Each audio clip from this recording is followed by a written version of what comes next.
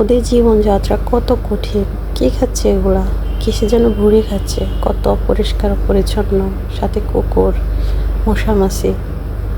ময়লার সাথে ওদের কোনো পার্থক্য নেই। এক কথা, ময়লা যেমন ওরাও তেমন। আর আমরা কত আরাম আয়েসে সুখে থেকেও বলি কিছু পাইনি, কিছু হয়নি। আসলে ওদের দিকে তাকালে আমাদের দুঃখ কষ্টগুলো কিছুই না। দুনিয়াতে এমন কিছু মানুষ আছে যারা এত কষ্টে জীবনযাপন করে, বিলাসিতা তো দূরের কথা, 3 বেলা 3 মুঠো ভাত খেতেই কষ্ট হয়ে যায়। আর আমরা কত মানুষ আছে কত অপচয় করি।